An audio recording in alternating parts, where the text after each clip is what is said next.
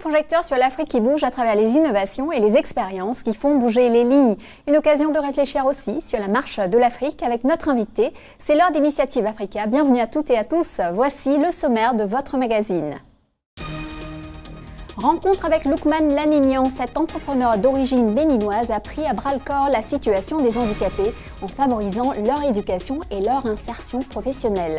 Sa mission, aider les jeunes handicapés dans 4 pays africains et en France, mais aussi organiser un véritable plaidoyer auprès des entreprises et des pouvoirs publics. C'est notre invité du jour. Il est d'ailleurs courant de voir des familles qui ont des enfants en situation de handicap, qui les cachent à l'abri du regard. Comment en finir avec le travail des enfants dans les ateliers et les champs? Au Ghana et en Ouganda, des associations se mobilisent pour ramener ces petites mains travailleuses à l'école. Ils utilisent beaucoup d'enfants à la mer et sur la plage. Ils les utilisent pour les aider à pêcher et pour écoper l'eau du canot. Ils les aident aussi à porter les poissons du bateau jusqu'au rivage. En Ouganda, les malvoyants et les aveugles se mettent à l'heure des nouvelles technologies. Objectif, trouver un emploi. L'objectif majeur était de s'assurer que les aveugles pouvaient être compétitifs sur le marché du travail, comme une personne ordinaire. Nous commençons cette édition par une triste réalité. Plus de 72 millions d'enfants africains travaillent aujourd'hui, en majorité dans l'agriculture. Et près de la moitié d'entre eux effectuent des travaux dangereux. Depuis la ratification de la Convention numéro 182 de l'Organisation internationale du travail sur les pires formes de travail des enfants, quelques progrès ont été enregistrés. Au Ghana et en Ouganda, les pouvoirs publics, les médias et les populations locales ainsi que les jeunes eux-mêmes se mobilisent. Regardez. L'exploitation des enfants. Au Ghana, on estime qu'ils sont entre 800 000 et 2 millions, près de 10% de la population totale. Un mal profond, enraciné dans les habitudes, est difficile à combattre. L'espoir vient cependant de ces organisations toujours plus nombreuses sur le terrain qui tentent de convaincre les populations et de trouver de nouveaux moyens pour un retour des enfants à l'école.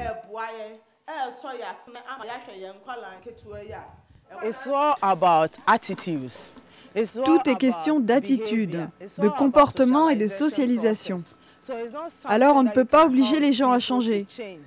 Tu dois t'asseoir avec eux et leur expliquer pourquoi ils ont besoin d'encourager leurs enfants d'aller à l'école. Ils doivent traiter leurs enfants en tant que tels. Un jour, ça sera leurs fils qui les aideront à résoudre leurs problèmes. Nous ne sommes pas là pour les accuser, nous sommes là pour donner un peu de recul par rapport à leurs problèmes. We are here to draw their attention to see the problem from far. D'autres fois, ce sont les enfants eux-mêmes qui se mettent en scène dans la rue pour que le sujet ne soit plus tabou et franchissent les portes trop silencieuses des maisons. Pourquoi tu ne lui demandes pas pourquoi elle pleure? Quand il y a un problème, tu ne peux pas y faire face? Adul, qu'est-ce que tu as? Viens près de moi. Adul, qu'est-ce qui se passe? Lève la tête et laisse-moi te regarder. Parle, parle! Je te parle, tu crois que je suis fou? Quand je vendais les poissons, un homme m'a dit qu'il en achèterait si j'allais chez lui. Qu'est-ce qui s'est passé ensuite? Quand je suis allée avec lui, il a profité de moi. Il m'a abusée sexuellement. Alors, tu es allée chez cet homme? C'est tabou? Qu'est-ce qu'il t'a fait? Ah, cette fille déshonore notre maison. C'est une si mauvaise fille. Est-ce que tu t'es vendu à cet homme?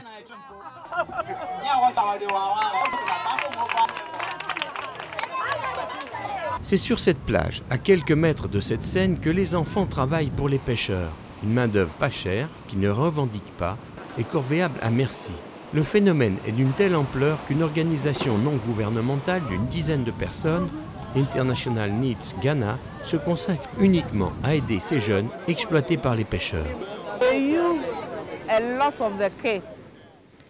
Ils utilisent beaucoup d'enfants à la mer et sur la plage. Ils les utilisent pour les aider à pêcher et pour écoper l'eau du canot. Ils les aident aussi à porter les poissons du bateau jusqu'au rivage. And when they come to, they help them to carry the fish or their catch from the boat to the shore. Ils leur donnent un peu de la pêche mais ils ne sont pas payés. Ce serait difficile pour les pêcheurs. Les enfants se contentent d'un peu de poisson. C'est pourquoi on les fait travailler. As for the kids, any token, they are satisfied with or some few fish, they are okay with it. That's why they use these children most. Le problème, c'est que ce minuscule revenu est souvent indispensable pour faire vivre toute la famille. La plupart du temps, retirer un enfant du travail, c'est supprimer une ressource mince, mais toujours utile à la maison. La principale tâche des organisations comme celle d'Angela est de soutenir les parents pour qu'ils trouvent d'autres sources de revenus et laissent leurs enfants aller à l'école. Aujourd'hui, des aides existent pour payer les frais scolaires ou pour permettre aux parents de démarrer une nouvelle activité avec des microcrédits.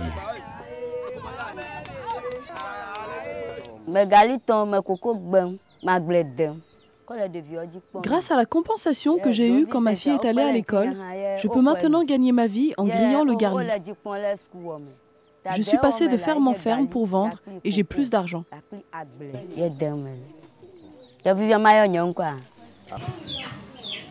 L'ONG suit également la famille après le changement de situation. Régulièrement, un moniteur rencontre les parents, fait le point des rechutes ou réussites. Pas facile de faire comprendre à des parents et parfois à leurs enfants eux-mêmes que l'école reste la meilleure garantie pour améliorer leurs conditions de vie quand ils seront adultes. En Ouganda, 40 000 enfants travaillent encore dans les plantations de thé du pays. Pour lutter contre le phénomène, les médias eux-mêmes s'engagent. Comme ici, la voix de Turo, une radio très écoutée dans l'ouest du pays. Les présentateurs de la station n'hésitent pas à s'adresser directement aux employeurs et aux syndicats ougandais pour mettre fin au travail des enfants. Today, we have come to tell you that the number has gone up to 365. These children have been taken away from the tea chambers, from the outgrowers, and are now in school studying. Tout le monde peut les écouter, les parents, les tuteurs et les enfants bien sûr. Un peu partout sur le continent, grâce aux efforts de ces associations, des médias et des institutions internationales, de plus en plus d'enfants reprennent chaque année le chemin de l'école. Preuve que les mentalités peuvent changer. Je vous le disais en titre, notre invitée, handicapée moteur depuis l'âge de 3 ans, a choisi de se battre contre une stigmatisation qui fait des ravages en Afrique. Elle frappe les jeunes handicapés moteurs, visuels, auditifs ou victimes de troubles psychiques. Sa jeune association française Société Inclusive est née en 2019 pour les aider à entrer dans le monde de l'entreprise. Il a confié ses objectifs à Laurence Ostras et à Thierry Schiller. Lukman Lanignan, bonjour. Votre association œuvre en faveur de l'insertion des jeunes handicapés au Bénin. Comment avez-vous décidé de commencer cette mission? Merci. Société Inclusive, effectivement, accompagne des jeunes en situation de handicap au Bénin. L'idée m'est venue de créer cette association lorsque je réfléchissais au business plan de mon entreprise.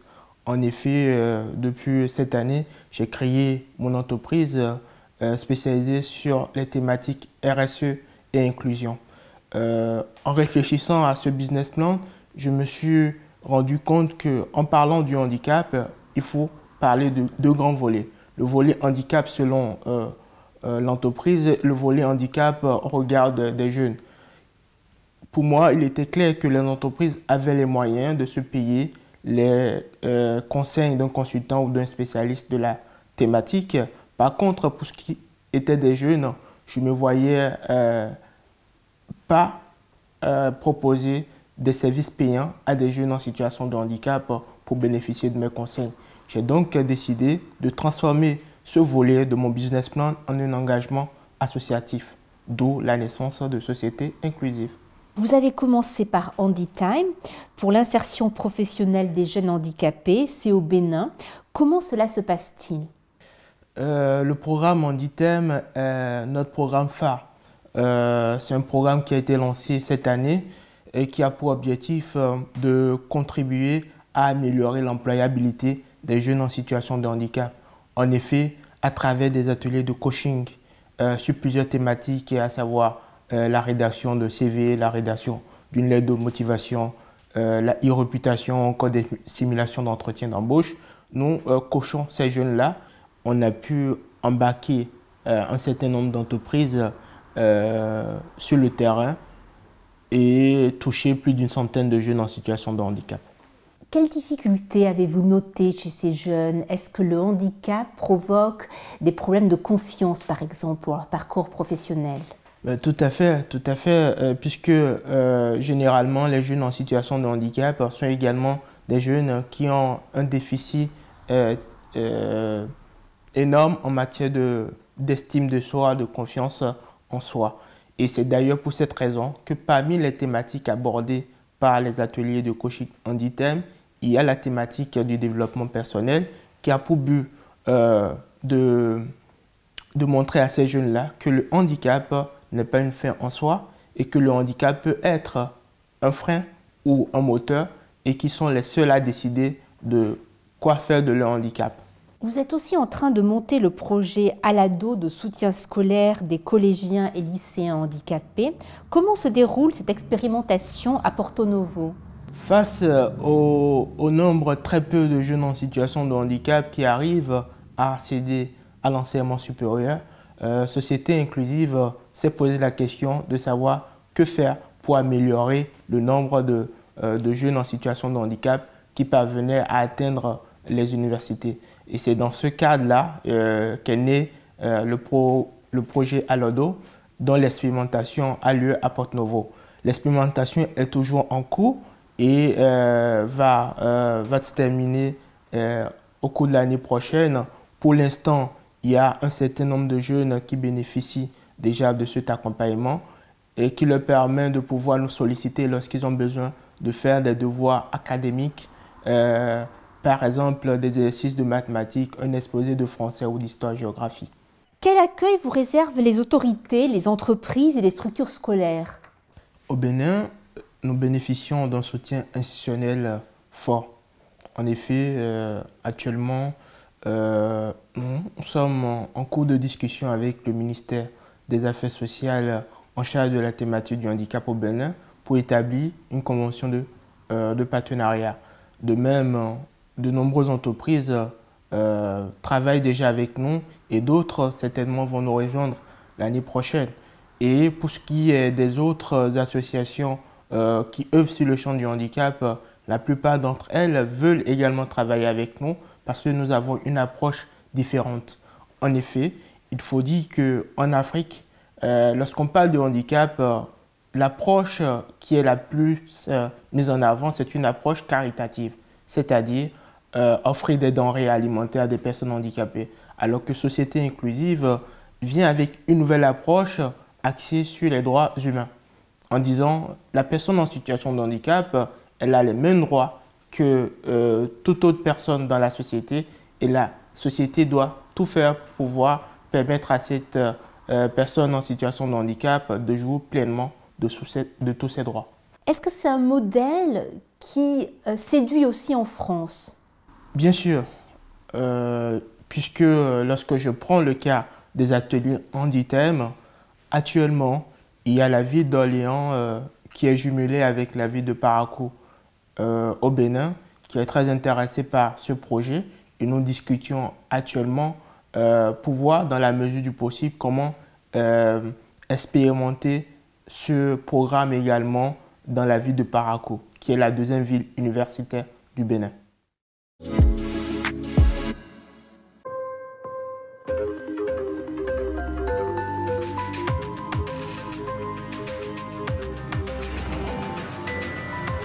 Se mobiliser, réinventer, continuer à avancer.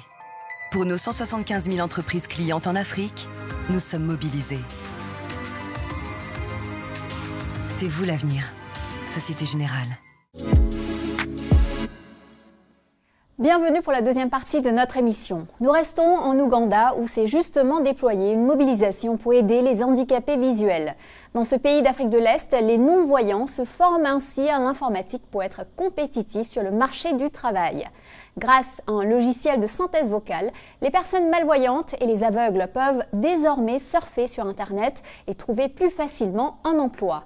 Une méthode d'apprentissage qui semble porter ses fruits, c'est un reportage de Kenny Kiza. La technologie de l'information et de la communication est devenue une nécessité dans la vie courante. Dans le monde du travail, les patrons préfèrent embaucher les personnes ayant des compétences informatiques. Cela a découragé de nombreux employés potentiels n'ayant pas ces fameuses capacités requises.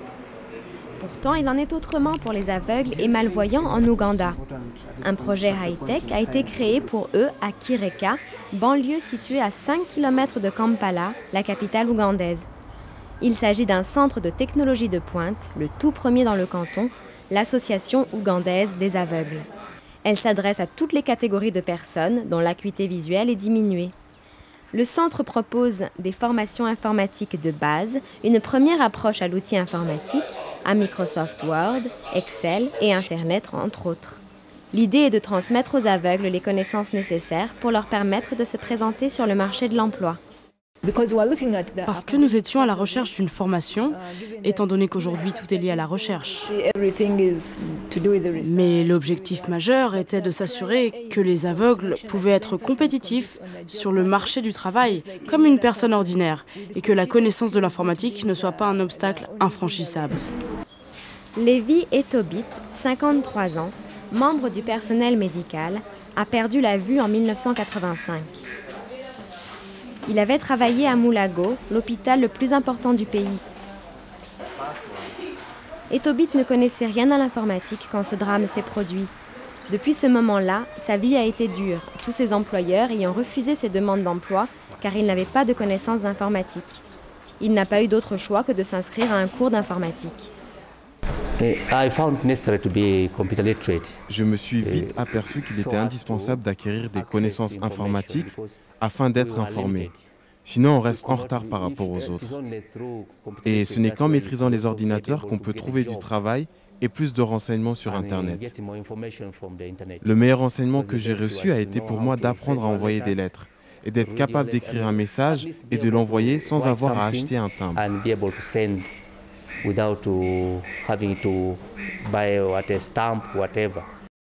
Il s'agit de la technologie assistée par ordinateur, appelée aussi parfois technologie adaptée. C'est un logiciel que l'on installe dans un ordinateur de base. Beaucoup de gens pensent que l'on utilise des ordinateurs différents, mais ce sont tous les mêmes.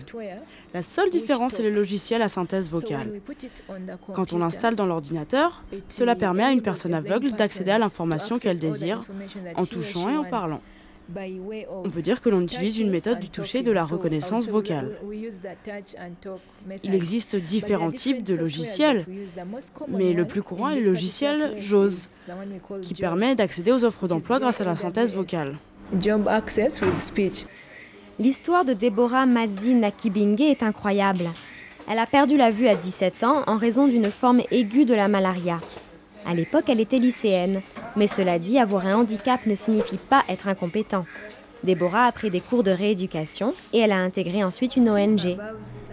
Ses ambitions sont même allées au-delà puisqu'elle a pris goût à la politique. Aujourd'hui, elle est conseillère et elle représente les personnes handicapées de son district. Deborah ne regrette pas d'avoir acquis au centre high-tech des connaissances informatiques. Parce que j'essayais de trouver du travail, mais on me disait à chaque fois que ce n'était pas possible, car je n'avais pas de connaissances informatiques. Quoi que vous fassiez, on me demandait si je maîtrisais les outils informatiques, et ma réponse a toujours été négative. C'est pourquoi j'ai décidé de venir ici et d'apprendre à me servir d'un ordinateur. Ça m'a beaucoup aidé dans la sauvegarde d'informations, et spécialement de toutes les informations concernant les personnes ayant des déficiences en Ouganda. Créer ce centre n'a pourtant pas été facile. L'Association ougandaise des aveugles s'est assurée le concours de l'Institut canadien pour les aveugles qui a fourni un instructeur et un soutien technique. Les aides sont également parvenues du monde entier, permettant ainsi au centre de maintenir ses objectifs. Aboubaker Kakar Kirunda, journaliste, parcourt chaque jour 50 km jusqu'au centre pour y suivre ses cours. Ça fait 10 ans qu'il est malvoyant. Grâce à l'existence de ce centre, il reste optimiste, estimant que l'avenir pour les non-voyants est radieux. J'ai une formation et un diplôme de journaliste. Dans tout notre travail, on est constamment confronté à l'écriture. Grâce à la reconnaissance vocale, j'ai trouvé que la formation était facile. Cela me sera utile après pour collecter mes nouvelles et toutes les informations dont j'ai besoin. Je n'aurai qu'à revenir ici pour les taper sur l'ordinateur et les envoyer ensuite à la rédaction.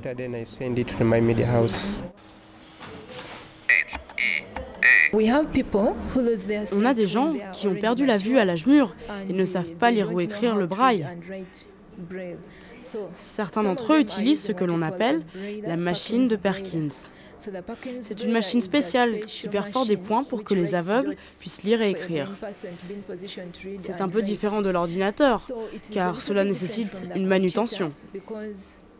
Il est indispensable de vraiment concentrer son énergie, mais c'est un moyen unique qui permet aux aveugles de lire et d'écrire. L'ordinateur permet aux non-voyants de communiquer avec les voyants, alors qu'avec la machine de Perkins, ils peuvent communiquer entre eux. Le futur de cette technologie de l'information et de la communication appliquée aux aveugles réside davantage dans la création de nouveaux centres dans les différentes régions afin de satisfaire les non-voyants et les malvoyants de tout le pays. Une loi contraint les employeurs d'installer dans leurs ordinateurs des logiciels de synthèse vocale utilisés par les aveugles qui, une fois embauchés, seraient une véritable promotion et des encouragements pour le centre et ses bénéficiaires. Nous retrouvons Loukman Lanignan pour la suite et la fin de notre entretien de la semaine. Il nous explique comment l'Afrique peut sortir de l'impasse de la stigmatisation en apprenant à regarder différemment le handicap. Écoutons-le. Loukman Lanignan, votre vocation est venue de votre jeunesse. Est-ce que vous avez l'impression que le handicap est très mal compris par la société africaine? En Afrique, les personnes en situation de handicap souffrent de plusieurs stéréotypes. Il est d'ailleurs courant de voir des familles qui ont des enfants en situation de handicap qui les cachent à l'abri du regard, puisque avoir un enfant en situation de handicap en Afrique peut être considéré comme une honte. Donc oui, il y a les poids des traditions, ou parfois même on peut considérer qu'avoir un enfant en situation de handicap, c'est une malédiction de la nature. Quelles sont les raisons d'après vous? Le poids des traditions, le manque d'ouverture également, et la peur de l'autre, la peur de l'inconnu, parce que la thématique du handicap ou le handicap, tout simplement, on le perçoit comme quelque chose de négatif, alors que moi je suis convaincu qu'au-delà du handicap, il y a énormément de potentiel auprès de ces personnes qui portent des handicaps. Quelles sont les grandes évolutions sur le continent en matière de discrimination au handicap ces dernières années? Est-ce qu'il y a eu des progrès? Bien sûr, il y a eu des progrès, et heureusement d'ailleurs. En effet, sous l'impulsion des partenaires financiers et techniques des organisations onusiennes comme l'OIT, plusieurs pays africains, dont le Bénin, se sont dotés d'une loi handicap. Une loi qui vient faire la promotion de l'inclusion des personnes en situation de handicap, de l'insertion professionnelle des personnes en situation de handicap. Mais dans cette société africaine que vous connaissez bien, quelles sont encore les difficultés à surmonter pour mieux appréhender la situation des handicapés? Ces dernières années, plusieurs avancées ont été observées. Force est de constater également que la plupart de ces lois handicap sont des lois pas pleinement opérationnelles aujourd'hui. Donc l'État, les autorités étatiques ont l'obligation de faire le nécessaire pour rendre pleinement opérationnelles ces différentes lois. Également, il y a un effort considérable à faire en ce qui concerne la sensibilisation du grand public sur la thématique du handicap afin de changer le regard sur le handicap dans notre société. C'est ainsi qu'on parviendra à une société pleinement inclusive. Est-ce que les problèmes sont particulièrement importants dans les zones rurales? Oui. Tout d'abord parce qu'en zone rurale, la plupart des personnes en situation de handicap ont très peu accès à l'administration ou aux autres services que peuvent avoir des personnes en situation de handicap qui vivent dans les régions urbaines par exemple en Afrique. Et il ne faut pas oublier également qu'en Afrique, la plupart des États sont des États centralisés. Donc, c'est au niveau des capitales que se trouvent la plupart des services. Donc, une personne qui vit en zone rurale, forcément, n'est pas placée sur le même piédestal qu'une personne vivant en ville, pour ce qui est de l'accessibilité ou de l'accès à un certain nombre de services essentiels. Que diriez-vous à un jeune handicapé africain et à ceux qui peut-être inconsciemment ont une approche discriminatoire? Le handicap nous concerne tous. Et nul n'est à l'abri du handicap parce que le handicap peut survenir à tout moment de la vie d'un être humain. Les exemples sont légion de personnes qui ont acquis le handicap au cours de leur vie ou qui, malgré le handicap, ont pu réussir leur vie. C'est le cas, par exemple, du président actuel du Parlement allemand, Wolfgang Schäuble, qui, malgré le fait qu'ils sont en fauteuil roulant, est quand même l'une des personnalités allemandes les plus importantes. Et les exemples sont légion. Donc, pour ceux qui, aujourd'hui, portent toujours un regard négatif sur le handicap, je les appelle à changer leur regard et à s'ouvrir davantage à l'autre, à la diversité, parce que c'est ainsi qu'on parviendra à une société accueillante, une société tolérante où chacun trouve pleinement sa place. Et pour ces jeunes en situation de handicap qui aujourd'hui se posent la question de savoir est-ce qu'ils vont pouvoir trouver leur place dans la société, moi j'ai envie de leur dire oui. C'est à eux de choisir quoi faire de leur handicap. Parce que le handicap cache le plus souvent d'énormes potentiels. À eux d'apprendre à mieux se connaître pour savoir où se trouve leur talent caché et travailler à mieux l'exprimer pour pouvoir trouver leur place dans la société. Voilà, Initiative Africa, c'est fini pour aujourd'hui. Vous pouvez retrouver l'interview de Lukman Lanignan ainsi que nos émissions sur notre site internet africaonair.com et bien sûr sur tous nos réseaux sociaux. N'hésitez pas à liker, partager et commenter avec le hashtag Initiative Africa TV Show. Et n'oubliez pas, la semaine prochaine, même chaîne, même heure, je vous donne rendez-vous avec Business Africa. Bonne semaine à vous tous.